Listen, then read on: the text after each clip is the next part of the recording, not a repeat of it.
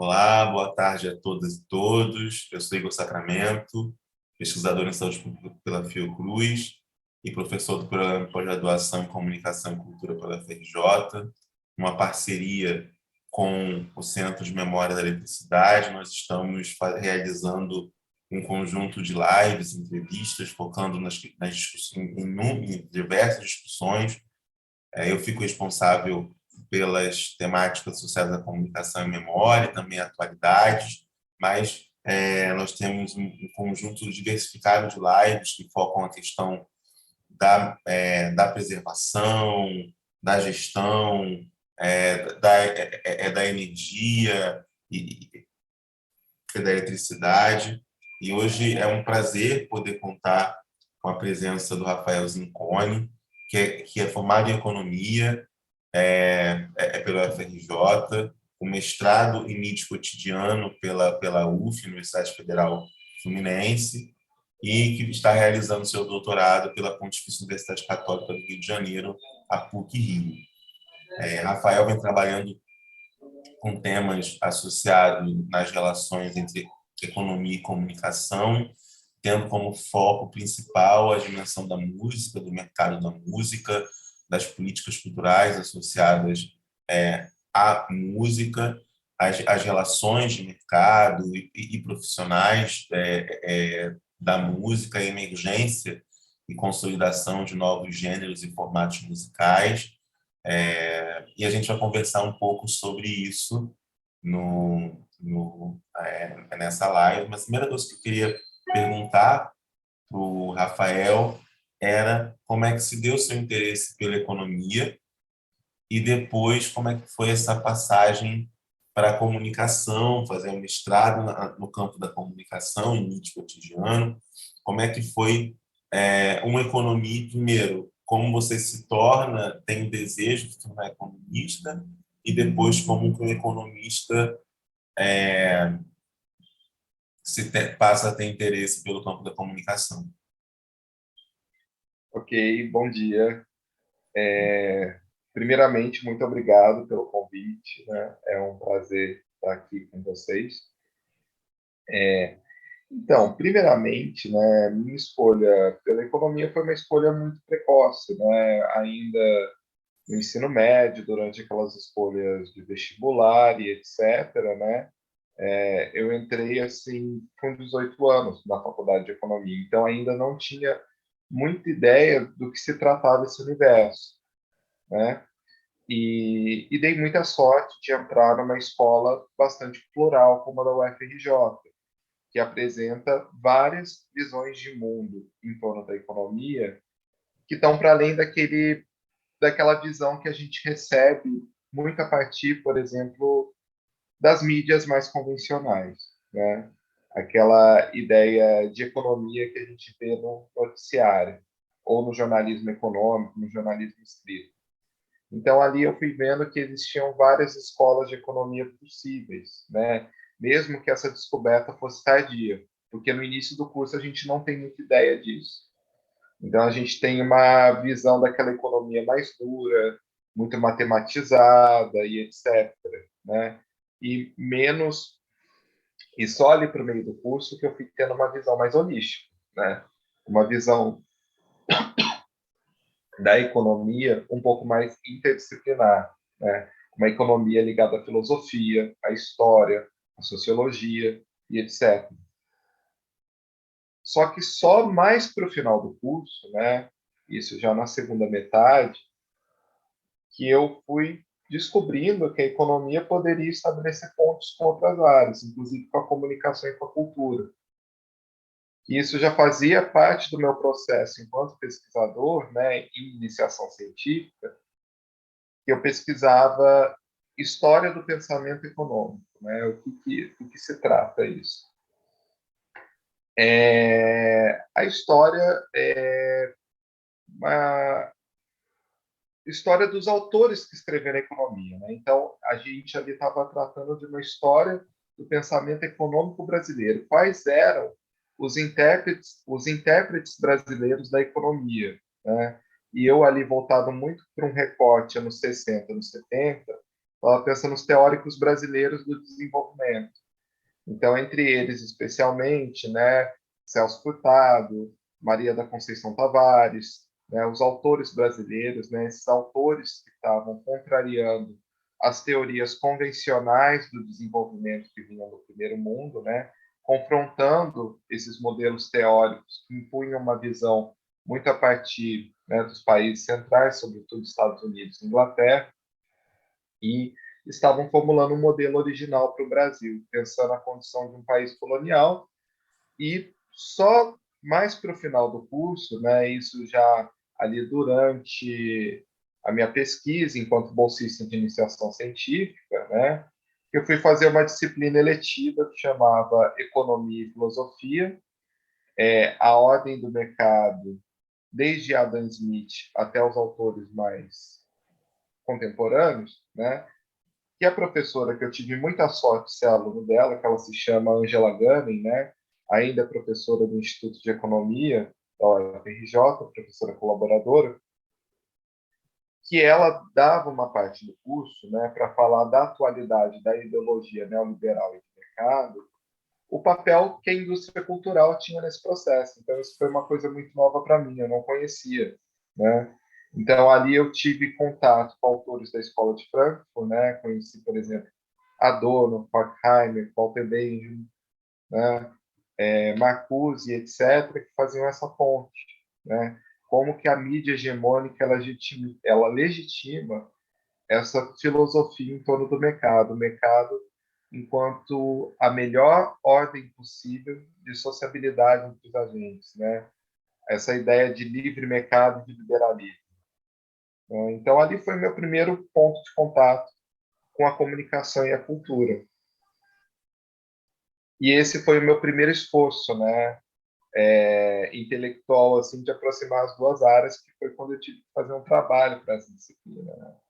Então, nesse contexto, eu já estava lendo muita coisa sobre tropicalismo, que era um tema que me interessava, mas não como pesquisador, era algo assim, interesses de vida, né? De gosto musical mesmo e de textos que eu estava lendo.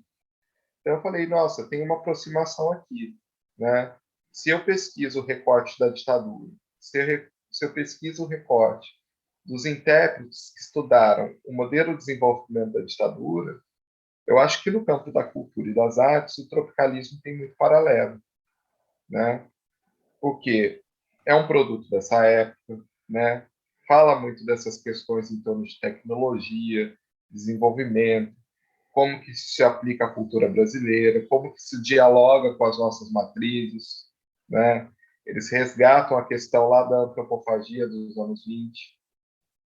E, ao mesmo tempo, né, que daí eu fui amadurecendo depois, sobretudo quando eu entrei mais diretamente na área de comunicação social no mestrado, né, como eles disputaram essas mídias por dentro, sobretudo a televisão, né?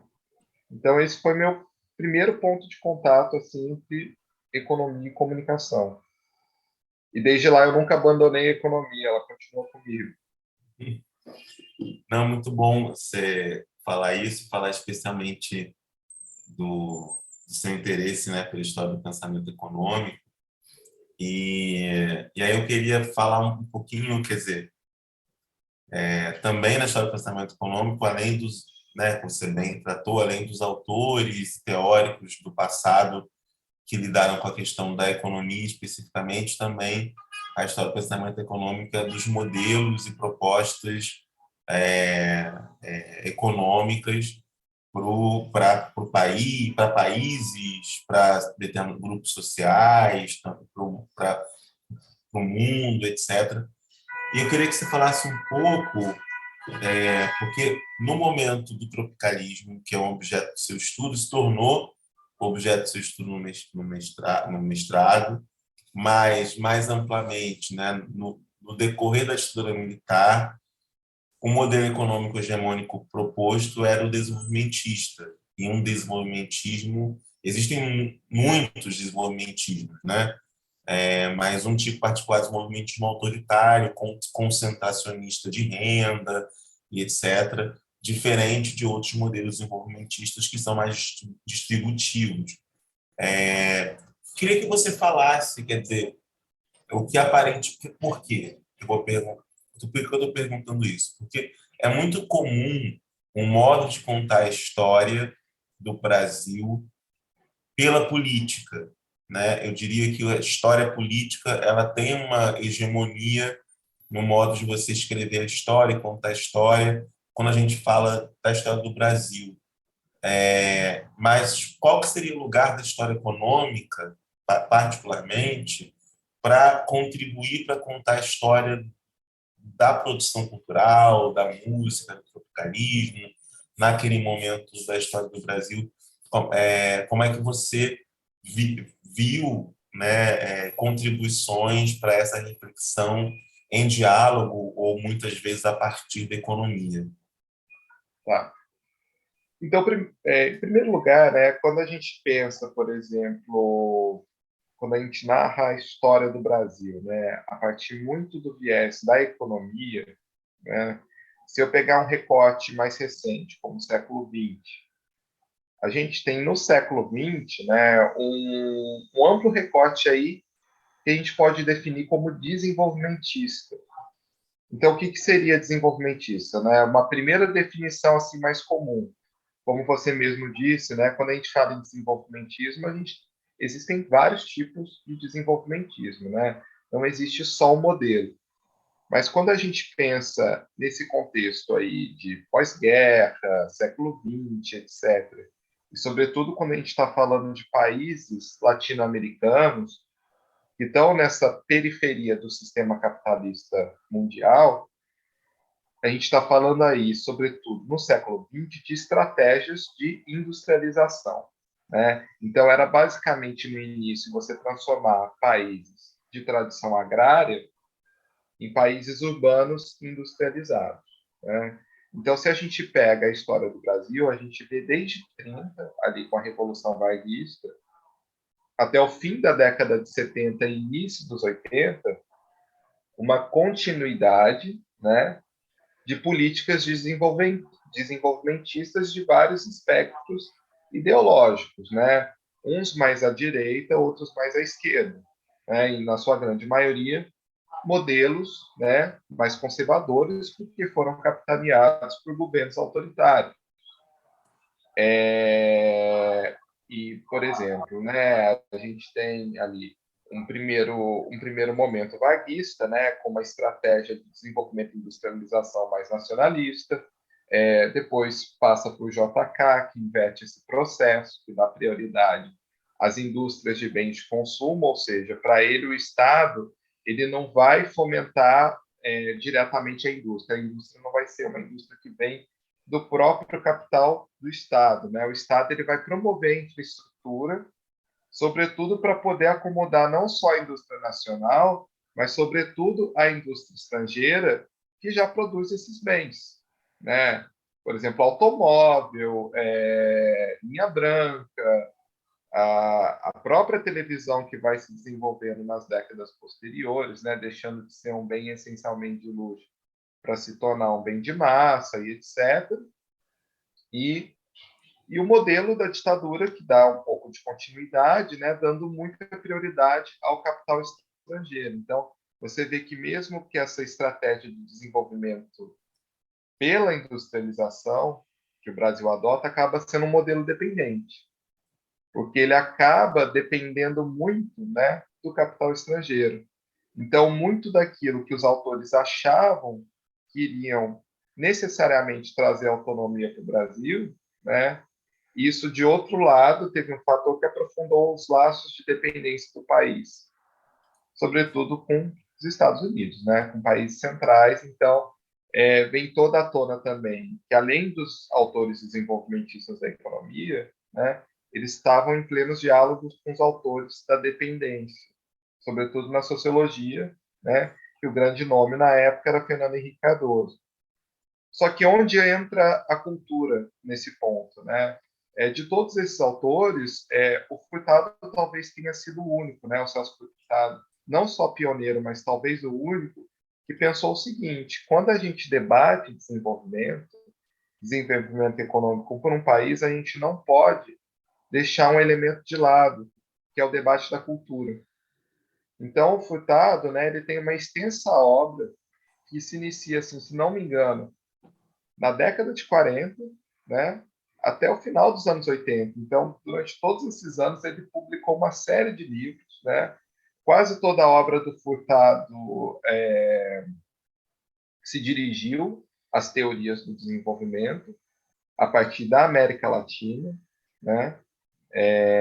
Então, eles fundam, né, não só Furtado, mas um autor argentino como Raul Prebisch, eles fundam uma escola bastante original que passa a ser citada no mundo inteiro, que é a escola estruturalista, né, o estruturalismo latino-americano, que rompem com a ideia convencional de desenvolvimento, porque as teorias convencionais de desenvolvimento têm muito a ver com aquela noção de senso comum que a gente tem, que desenvolvimento é questão de tempo, né?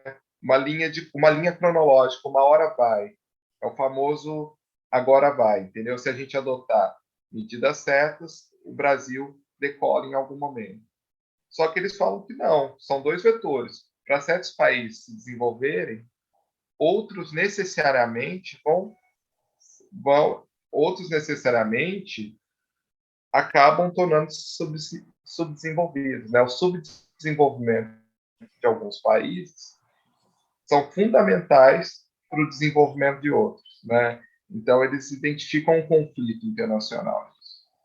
Só que o Furtado, ele lá no final, né, se ele concentra vários anos de estudo ao processo de desenvolvimento em si, quando a gente fala de desenvolvimento, a gente fala, em linhas gerais, de industrialização, estratégias de industrialização, ele diz, mas para que lado essa industrialização vai? Né? Basta apenas industrializar? Né? Isso seria suficiente? De que vale uma indústria sem autonomia cultural se a gente apenas reproduz os modos de consumo ditados pelos países centrais e que são, muitas vezes, né, não só corroborados, mas legitimados pela indústria cultural. Então, se a gente não debate cultura e matrizes culturais, a gente não consegue estabelecer um modelo de desenvolvimento autônomo. E isso, né, ele fundamenta nos 4 últimos livros publicados em vida, que infelizmente tem pouca atenção nos cursos convencionais de economia. Então, nas disciplinas obrigatórias, a gente aprende basicamente o livro básico, que é a Formação Econômica do Brasil, que é o grande livro do Furtado, né? Só que os últimos 4 livros de vida, eles são pouco conhecidos em relação a esses mais canônicos, né? Então, o primeiro grande livro, que ele, para mim, é o principal, né, o mais importante, quando se fala em cultura, é o livro O Mito do Desenvolvimento. Ele vai questionar, é uma autocrítica da vida toda, para dizer assim, de que vale a gente ter discutido o desenvolvimento todas essas décadas, para chegar na década de 80, né, porque a década de 80 ali, naquele contexto, ele estava na França ainda como professor da Sorbonne, mas ele está observando todo o desmantelamento ali das políticas desenvolvimentistas, né? A década conhecida como a década perdida. Então ele fala, né, de que modo a gente, no que a gente errou, certo? Então ele falou, falta debater cultura, né? Para a gente poder aí talvez traçar um modo mais autônomo de desenvolvimento econômico, que isso passa pela questão do consumo. E a questão do consumo passa pelo vetor da cultura. Muito bom, muito bom. Várias questões me surgiram aqui que não tem a ver necessariamente com a temática, mas eu não posso deixar de falar, assim. Eu acho que são duas. A primeira que me surgiu é uma questão de que essa questão da industrialização do país e nesse processo também também envolveria a indústria cultural. Essa temática, a gente vive um processo cada vez mais acelerado de desindustrialização do próprio país, né? Uhum. E isso faz com que um país como o nosso cada vez mais tenha menos, só para esclarecer, tenha menos indústrias e nisso também menos empregos associados à indústria e menor um desenvolvimento de indústrias de ponta, né? Indústrias baseadas em tecnologia, baseadas em produção cultural de ponta, baseada, quer dizer, isso a gente está deixando de ter no país. Eu não tenho como não te perguntar isso. E também não tenho como te perguntar sobre o Celso Furtado, que foi o nosso terceiro ministro da Cultura, né? E, de certa maneira, precursor da Lei Rouanet, né? No seu ministério, ainda no governo Sarney,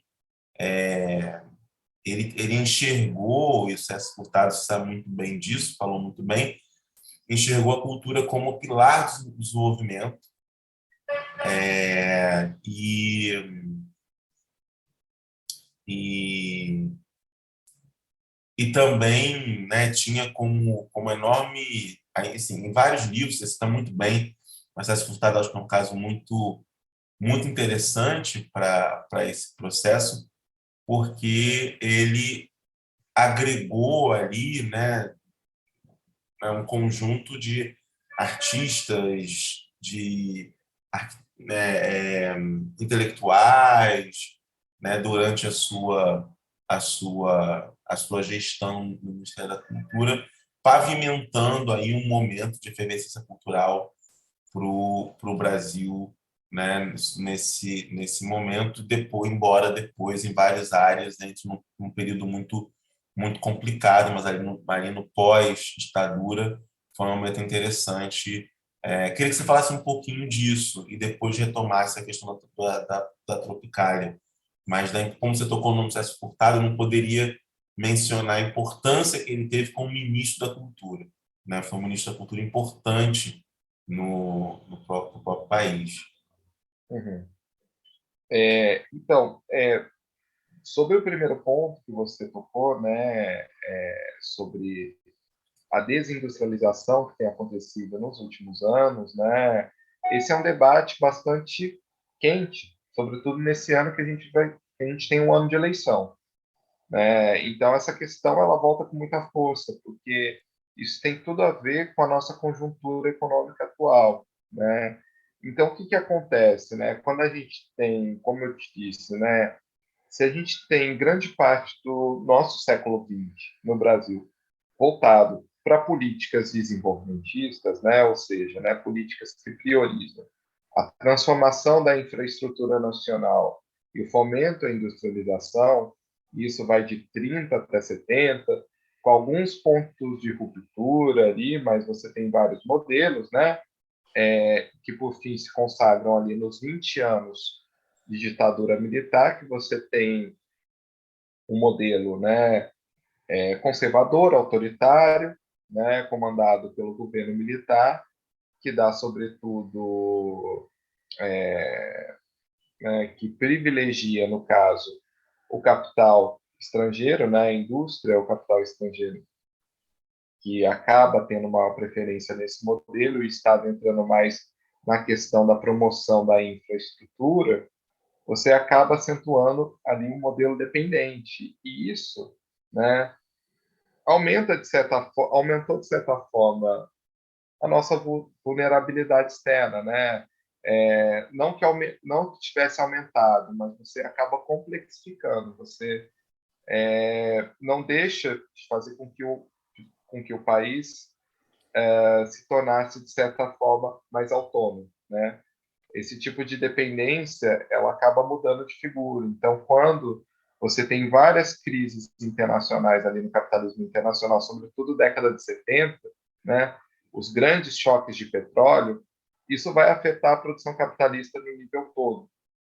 E as relações, né, do nosso país, né, não só do Brasil, mas de vários nossos vizinhos aqui latino-americanos, com países centrais, acabam ficando bastante, né, esses modelos de industrialização eles acabam chegando ali num prazo de validade, certo? Porque assim, o preço do petróleo vai lá para cima, isso causa inflações muito grandes nesses países centrais.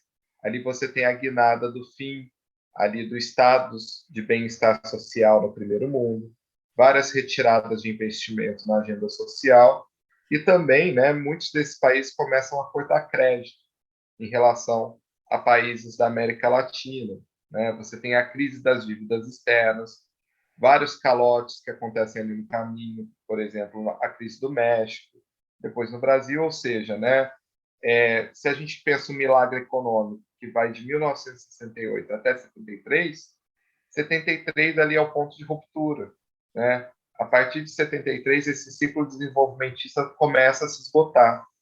E muitos dos efeitos colaterais vão para a década de 80, ou seja, a década de 80 combina vários fatores negativos, né? Ao mesmo tempo que você tem uma conjuntura recessiva, ou seja, esses países, muitas vezes, quando eles não estão crescendo, eles estão regredindo em termos de PIB, né? Você tem vários fatores desestabilizadores, sobretudo na América Latina, como as crises das inflações, né? Então, a gente herda gravíssimas inflações ali nos anos 70, e que acabam estourando nas hiperinflações, sobretudo de meados dos anos 80, né? Nessa passagem aí da redemocratização, fim do governo militar, início do governo que seria Tancredo, né? E passa a ser Sarney. Então, você tem as crises hiperinflacionárias. Então, nesse contexto, as políticas desenvolvimentistas, elas passam, né? Elas já não são mais a prioridade. O que passa a ser prioridade são as políticas de estabilização, né? Estabilização desses índices. Então, né, se a gente fizer um resumo ali bem breve, se a gente for lembrar, tem vários planos, né, de controle dessa hiperinflação, muitos deles não dão certo, né? Muitos planos, né, no governo Sarney, tem 3 planos, né? Plano Cruzado, Plano Bresser, Plano Verão, né, que não dão conta de conter aquela hiperinflação, porque eles vão muito no sintoma e não na causa do problema. Uhum. Você tem no meio do caminho, né, a gente vai falar aqui do Sarney deputado, né, no Ministério, mas depois tem ali o Plano Collor, que é a grande tragédia, né, porque é um erro de diagnóstico brutal, né, erram no diagnóstico e mais ainda no remédio, né, porque vão lá no confisco da poupança, e, por fim, o Plano Real, que daí tem um diagnóstico mais maduro do que estava acontecendo. Mas o que tem que ser claro aqui, né? De 80 para frente, a prioridade não era mais industrialização, era estabilização econômica. E nesses planos, né, você acaba ali de Collor para frente com políticas de abertura do capital, né? Então a gente tem que pensar que o Plano Real, por mais bem sucedido que ele seja no combate da hiperinflação, que realmente resolveu o problema, ele também tem seus efeitos colaterais, né? Em economia sempre a gente vai ter efeito colateral. Então um desses efeitos colaterais né, porque num primeiro momento, qual que foi a estratégia do Plano Real? Daí eu já respondo a sua pergunta com mais objetividade. Eles tentaram combater a hiperinflação segurando o câmbio no Brasil. Então, aquele período que muitos de nós têm muita memória, né, que era aquele período do câmbio barato, ali 94, 95, 96, etc., que o dólar 1 para 1. Era um regime de câmbio fixo. Qual que era a estratégia, né? Se você deixa o real valorizado e, por consequência, o dólar barato, o produto internacional, o produto importado fica mais barato para a gente. Então, por um mecanismo de concorrência, os produtores nacionais eles não podiam continuar aumentando o preço como eles aumentavam antes, eles tinham que segurar, porque, né, isso fazia com que a inflação no Brasil ficasse contida. Qual que era o efeito colateral disso? Muitas indústrias nacionais quebraram e isso favoreceu ainda mais o capital internacional, sobretudo americano, né? Então aí você já tem um início de reprimarização, né, que é um movimento que vem da década de 90 para frente. a indústria brasileira passa a perder fôlego nessas políticas, né?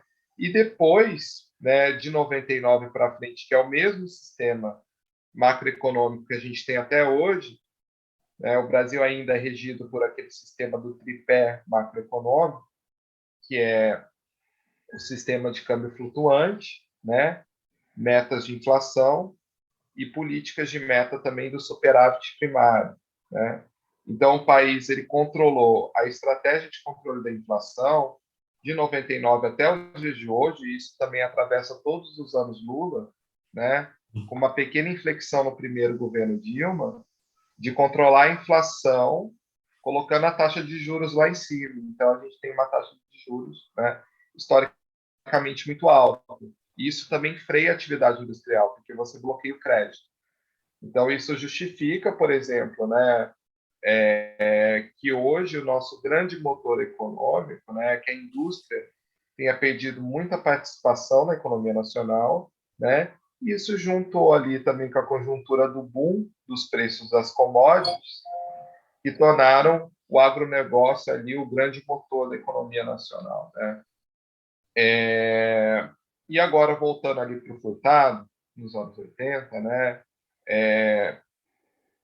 o governo Sarney, né, ali, né, que seria o governo Tancredo, né, mas que efetivamente se torna o governo Sarney. Isso eu não tenho certeza absoluta, né, é uma informação que tem que ser confirmada, mas acho que o próprio Furtado já era um ministro da Cultura cotado pelo Tancredo e o Isso, Sarney resolveu manter, isso. né? Uma das pessoas convidadas, inclusive, à época, também foi Fernanda Montenegro. Tanto que naquele livro dela de memória, né, tem uma carta que ela recusa o convite, né, mas ela também foi uma das pessoas cotadas naquele momento e, né, o Furtado ele acaba efetivamente fundando a pasta. Ele tem alguns antecessores muito breves, né, mas assim, em termos de se pensar a cultura a partir do Estado, ele é o primeiro, né, grande nome. E isso já estava, né, em algumas obras que ele não só, primeiro ele parte da questão teórica, né, falando que não é possível mais debater desenvolvimento econômico sem debater cultura. Ele fala, mas como que a gente, né, sai da teoria e passa a pensar isso na prática? Ele diz, né, se o Estado, ao mesmo tempo, ele tem um papel decisivo nas estratégias de desenvolvimento, né, ele também tem que ter um papel decisivo nas políticas culturais, para fazer com que esse país consiga ter mais autonomia na, na própria questão assim de estímulos, né, às atividades culturais. Daí eu vejo assim muitos paralelos, né, nesse pensamento do Furtado com a agenda de Gilberto Gil, que entra muitos anos depois. Porque não se trata assim do Estado levar cultura ao povo, não é isso, né? O Estado não vai ser ele o fazedor de cultura, ele vai dar meios para que a população consiga ter mais autonomia e suporte para produzir e distribuir seus produtos, né? Então, tem muito a ver, inclusive, com aquela metáfora que quando o Gil inaugura o ministério, quando o Gil toma posse no ministério, ele fala que o papel do ministério, né, ele usa essa metáfora que eu acho até hoje muito interessante, do doing, né, da questão da massagem. O Estado, o papel do Estado ali é ativar pontos, né, que estão ali adormecidos, né? Só que não é ele que vai fazer, ele vai dar condições para as pessoas fazerem, né?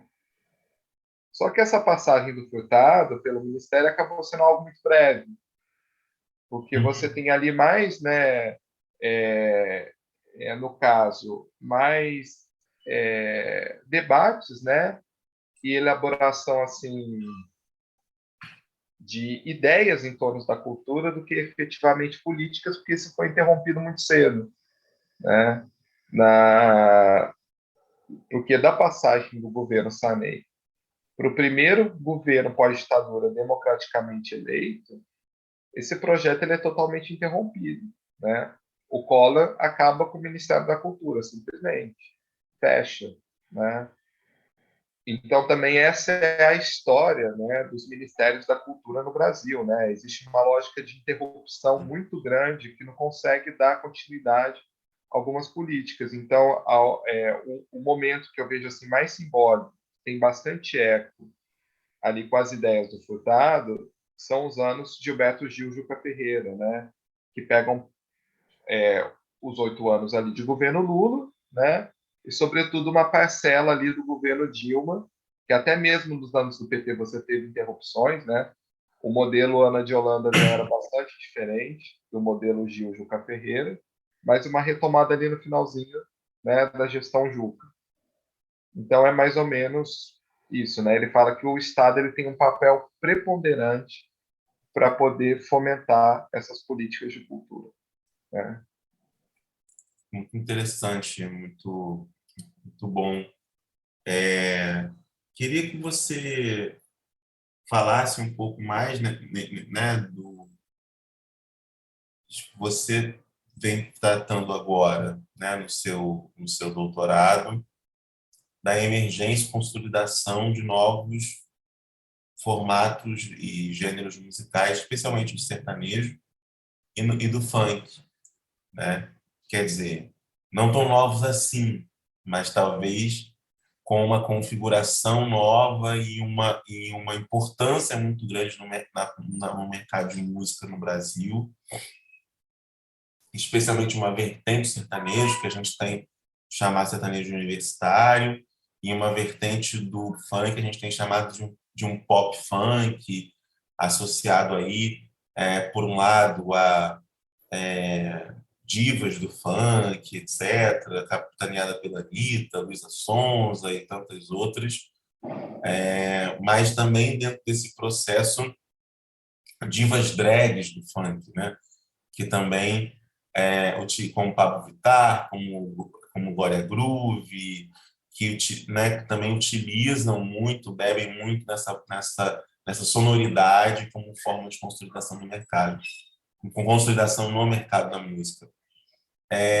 Queria que você falasse um pouco desse movimento. Quer dizer, a gente tem a emergência da Tropicália, com toda a sua irreverência, criticidade, num contexto desenvolvimentista, e no contexto atual, a gente tem a emergência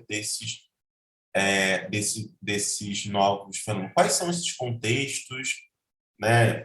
Se você pudesse estabelecer aí um paralelo entre tanto o contexto musical e na sua interação com o contexto econômico do tropicalismo, com esses movimentos agora que a gente está vivendo, o contexto econômico, sobretudo, você falasse um pouco dessas diferenças e se há permanências ou continuidades no próprio mercado da música. Tá bom. Então, eu acho que primeiro é mais fácil fazer um paralelo, né, dos dois momentos, né, porque assim, tanto na minha pesquisa do mestrado como na atual pesquisa do doutorado, né, eu estou lidando com dois recortes diferentes, né, de períodos de certa forma desenvolvimentistas ali, né, no contexto da ditadura, ainda a gente estava num claro contexto ali de paradigma desenvolvimentista sem dúvida nenhuma. Só que a gente estava entrando, né, no modelo de desenvolvimento conservador, capitaneado pelos militares no poder, né? Então a gente tem aquela época ali do milagre, né? E daquela metáfora bastante conhecida do então ministro, né? Que entra ali no contexto do Médici, Delfim Neto, né? Primeiro vamos fazer o bolo crescer para depois distribuir o bolo. E é exatamente isso que aconteceu, né? Você tem índices chineses ali de crescimento econômico no Brasil, né? Uma acelerada industrialização, um acelerado crescimento das grandes cidades brasileiras, né? Você tem de 1960 a 1970 uma clara reversão de um país que deixa de ser majoritariamente agrário para ser majoritariamente urbano.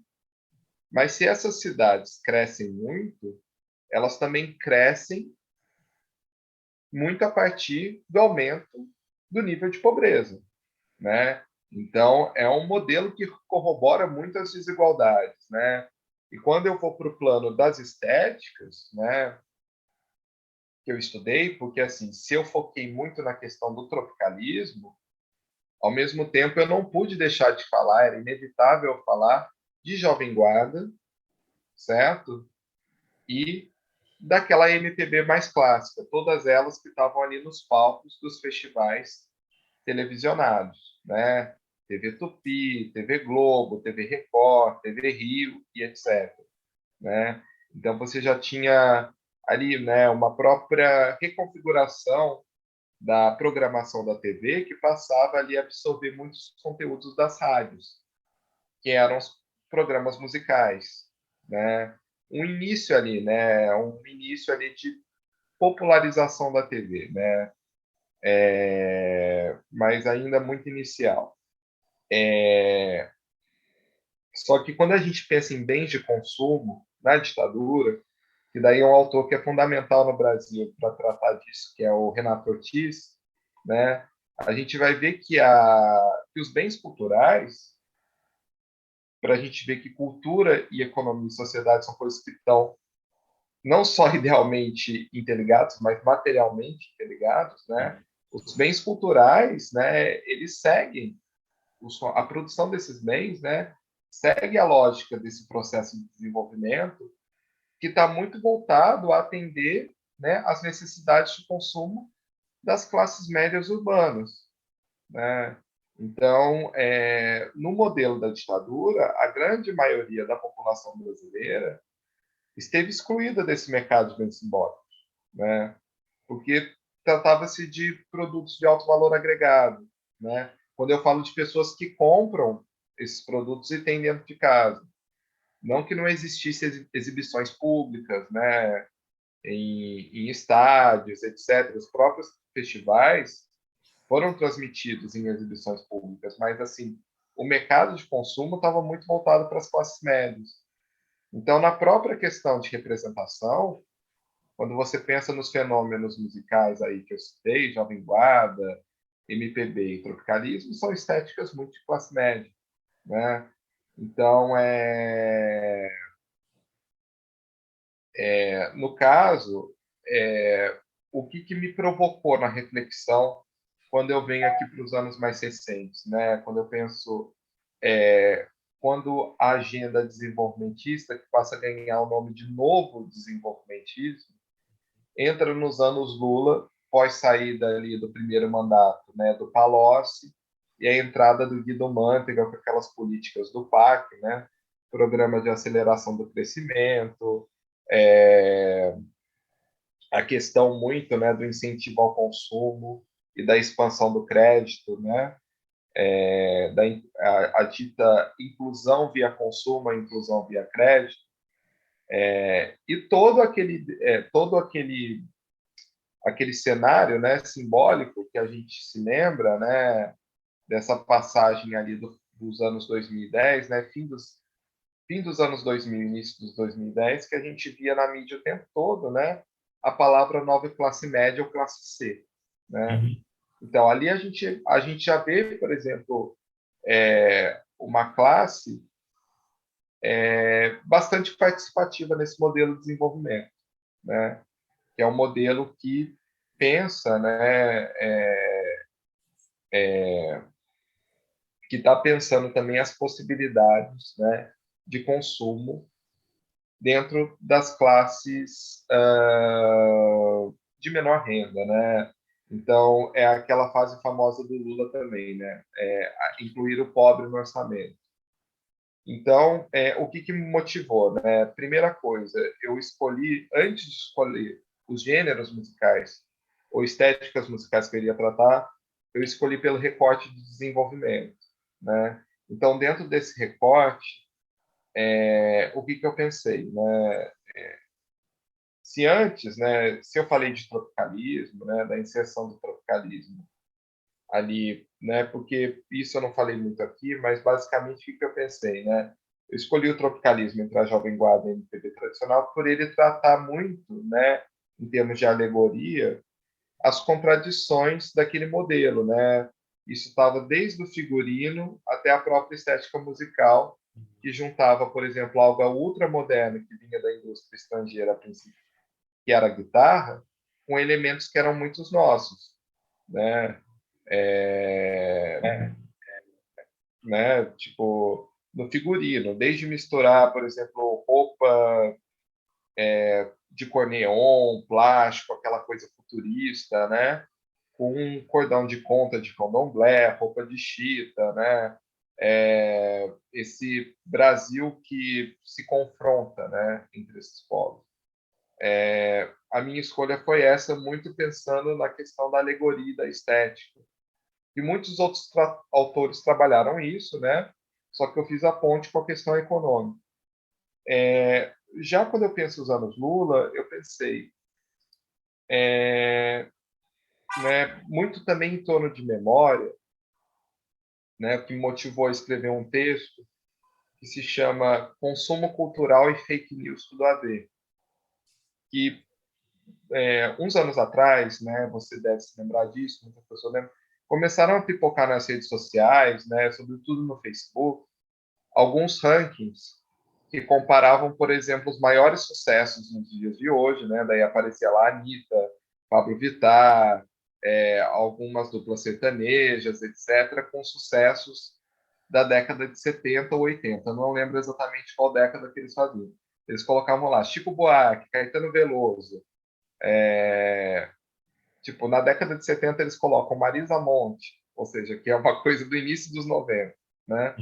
O que eles querem trazer, né? Muitas daquelas informações, obviamente, são falsas, mas é resgatar aquela velha narrativa saudosista de que no passado a música era muito melhor e hoje em dia a música é uma Sim, porcaria, sim, né? Que traz aquela ideia de regressão, que não está só presente no senso comum, mas é um discurso que também são capitaneados por intelectuais críticos, né? E do campo das esquerdas, inclusive. Então, o próprio filósofo Vladimir Safatli, né, publicou um texto uma vez que deu muita polêmica na Folha de São Paulo, que falava também, trazia essa ideia de regressão. O que ele dizia? Que em todos os surtos de desenvolvimento, o Brasil foi capaz de trazer uma potência criativa em termos de música e cultura.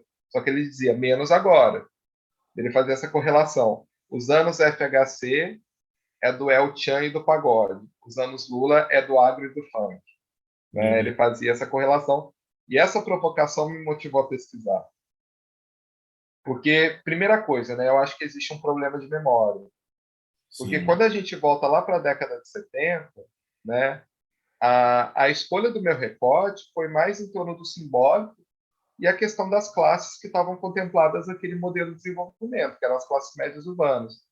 Mas em termos de massivo e popular, né, e quem fez essa pesquisa de forma muito eficiente, né, foi o historiador Paulo César Araújo, né, no livro Eu não sou cachorro não, eram os clássicos ali do cancioneiro brega e muitos, né, outros artistas da Jovem Guarda que não são tão lembrados quanto Roberto, Erasmo e Vanderlei é hoje. Então a grande massa, né, consumia esses artistas que hoje não tem, né, um lugar ali muito visível na nossa historiografia. Então, primeiro é isso, né? É desmistificar esse passado, né? E hoje, por exemplo, então vamos tratar, né? Eu escolho, então vamos claramente escolher, né? Quais são as estéticas que estão em maior circularidade nos dias de hoje, né? Então, de fato, se como o próprio Sapato trouxe no texto dele, né? O sertanejo, né? Ele ganha uma né, o sertanejo ele sempre protagonizou, né, a estética musical no Brasil de várias formas, né? Desde o sertanejo de raiz, né, ele já tinha um alcance muito grande, né, até chegar no sertanejo romântico dos anos 80 e 90, né, com as duplas Chitãozinho e Chororó, Zezé de Camargo e Luciano, e etc., né? Dos anos 2000 para frente, a gente tem um novo movimento que é o sertanejo universitário, que todos eles, né, a gente tem tanto de um lado o sertanejo universitário, que esse, né, ele é campeão, acho que em todas as mídias, né, mídia radiofônica, internet, etc., vai ganhando muito espaço também na TV. A TV, de início, né, como o pesquisador Gustavo Alonso diz, ela era um pouco mais restrita, né, mas ela acaba incorporando, né, porque o crescimento, né, do sertanejo universitário ele é bastante expressivo, né, nas diversas mídias, né, e, e é um fenômeno, né, de norte a sul, leste a oeste, né, é muito difícil a gente pensar em algum território brasileiro hoje que não consuma sertanejo universitário, Uhum. certo? E de outro lado, você tem também um aparecimento ali que eu acho que na minha pesquisa é algo bastante sintomático, que eu venho tratando ainda, né? Ainda estou em desenvolvimento, que daí eu venho trabalhando um pouquinho mais com mais detalhes, que é o fenômeno ali do funk paulista, né? Que é um fenômeno ali muito desse recorte do início dos anos 2000, que é algo que ali vai surgindo da Baixada Santista e de alguns municípios da Grande São Paulo, certo? Vem surgindo ali desde os anos 2000, mas ganha notoriedade nacional mais ou menos entre 2011 e 2012, com o nome que ficou bastante conhecido como funk ostentação, né? Eu acho que tem bastante aproximações com esse período, com todo esse universo simbólico, né, dessa primeira metade dos anos 2010, em torno desse discurso otimista da nova classe média. Isso. Uma classe trabalhadora que deixa de ser uma classe trabalhadora precarizada para ser uma nova classe média, né? Porque a gente coloca esse termo aí, né, em muitas aspas, porque não se trata claramente de um termo consensual, né? Provocou muitos debates, né? Desde aqueles autores que afirmavam assim, não, trata-se de uma nova classe média, né? E outros trabalhadores que falam não, né? É uma classe trabalhadora precarizada que Mas está consumindo mais por meio de políticas de crédito, né? Mas eu acho que existem muitas relações nesse universo simbólico, que é algo que eu venho desenvolvendo, né? Com um pouquinho mais de foco. não, E o próprio fenômeno Anitta, né? Por mais que eu não foque, né, tem muito, né, essa ideia, não só a Anitta, mas como Pablo, né, da história de vida dessas pessoas, né, muito essa questão da questão da ascensão mesmo, ascensão de classes, ascensão via consumo, né, a própria história da Anitta, né, que vira um grande símbolo nacional, né, ali, né, você tem um expoente ali da Furacão 2000, que era algo que ficava muito ali no nicho do funk, né, ainda MC Anitta, que vai se tornando uma figura pop, né, porque ela não fica mais apenas restrita ao universo do funk, né? De início, o funk carioca, né, a estética do funk carioca, ela vai se tornando cada vez mais um elemento pop que vai agregando muitas outras estéticas musicais, tanto que hoje é muito difícil a gente denominar a Anitta como uma funkeira, né? Uhum, A uhum. Anitta atravessa muitas estéticas, inclusive agora, né, nessa onda maior de internacionalização, a gente vê o reggaeton ali muito predominante, né? Então, eu acho que é isso. E outra coisa que eu acho muito importante, se eu trato de comunicação, né, anos 70, e Tropicália, essa fase, até do Cancioneiro Brega, né, a gente tem um outro momento comunicacional, né? Era uma era muito mais do meio, né? E hoje, né, nesse mundo da convergência, infinitas possibilidades de mediação. Então, de algum modo, todos esses atores que eu estou trazendo, né, isso vale desde um campo que hoje a gente trata como um campo mais hegemônico, que acabou se tornando mainstream, que é o sertanejo universitário, todos eles, até mesmo sertanejos universitários, né, até chegando a esse universo do punk, eles hackearam a grande indústria musical, né? Eles hackearam aquele modelo clássico, né, de indústria fonográfica que foi entrando em crise, né, concentrada ali nas grandes médias. Eles foram aparecendo nas periferias. E isso foi acontecendo. Não estou falando aqui apenas de periferias urbanas, tá? Quando eu falo de funk, eu estou falando de periferias urbanas, mas quando eu falo de sertanejo, periferias geográficas, né? Vão saindo ali do eixo das médias, né, das grandes indústrias, no eixo Rio-São Paulo, né? Então, o que acontece? Acontece também, né, a próprio barateamento das tecnologias, né?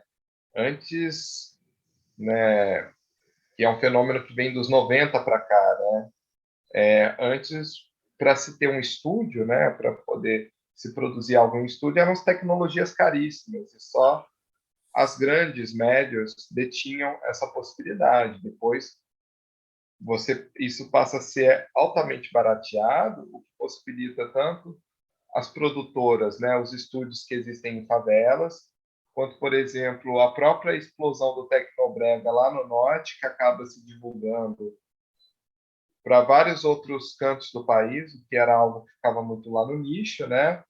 Então, todos esses fenômenos, né, que é algo que vários pesquisadores aí da comunicação estudam, né, como a professora Simone Pereira de Sá, né, as redes de música pop periférica, pesquisador Tiago Soares, etc., professor Felipe Trota, todos eles estão falando disso, né? São essas novas redes, né? Então, a gente está falando também de uma era de mais mediação, né? Que em algum momento as médias se interessam por eles e vão buscar, né? Passam a ter contrato com elas também. Exatamente. Rafael, queria agradecer, assim, o tempo passou muito rápido da nossa conversa, mas mesmo assim a gente passou por vários assuntos bem interessantes e acho que aquilo que eu perguntei no início para você, como que um economista vai falar, vai trabalhar com comunicação, com cultura, etc. Acho que a gente conseguiu entender como espectador e eu aqui nessa função entrevistando muito bem, muito interessante, vários pontos, especialmente agora quando você toca nessa dimensão da emergência de um gênero musical como o funk ostentação associado a essa melhoria nas condições de consumo, crédito e vida, certo? Também de, de trabalhar na classe trabalhadora, né? E como isso também permite uma sensação de apoderamento de determinados tipos de status e de produtos e de estilo de vida. Então, assim, muito interessante, muito interessante. Acho que tem vários pontos aí para explorar, analisar mais, considerar mais e que a sua pesquisa possa ser também plataforma para outras pesquisas dentro dessa abordagem. Obrigado mais uma vez.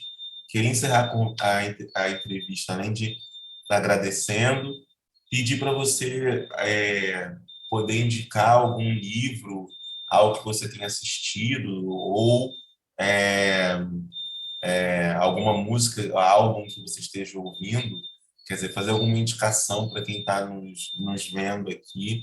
Fica à vontade, uma indicação livre, pode ser uma série, pode ser um livro, pode ser um filme, o que você quiser, tendo ou não a ver com o que você está estudando nesse momento. Você já falou aqui do livro do Paulo César, que é um livro importantíssimo, eu não sou cachorro não, mas enfim, fica à vontade. Tá? O que me veio imediatamente à cabeça, né? Porque tem muita coisa para indicar, né? Então, só vou falar o que me vem né, de imediato. Não toca diretamente no meu assunto, mas tem a ver com esse processo de transformações mesmo da indústria da música, né? Que a gente vê desde 90 para frente, né? Só que é um olhar que pode possibilitar, né, um olhar assim menos apocalíptico e muito duro que muitos intelectuais acabam tendo em torno dessas estéticas, né? E ver o lado da potência, né, da potência transformadora que muitas coisas têm, que é o filme que está, inclusive, no Netflix, né? Se não me engano, é Axé, o Canto de um Povo, que fala muito da ascensão da indústria da Axé Music, né? Na, ali, né, muito localizado na Bahia, né, em Salvador, mas que ao longo dos anos 90 se divulga para o Brasil inteiro e vira um grande fenômeno ali dos anos 90, né? E até hoje, né? E até os dias de hoje, né?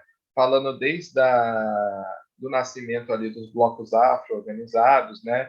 Que começam a organizar o carnaval na década de 80, até esses ícones pop que vão aparecendo, né? Então também é um fenômeno, né, muito interessante pensar que eles vão nascendo ali dos blocos organizados, né, que eram bastante politizados em Salvador, porque eles também estavam discutindo direitos sociais, acesso à cidade, relações étnico-raciais, etc., né?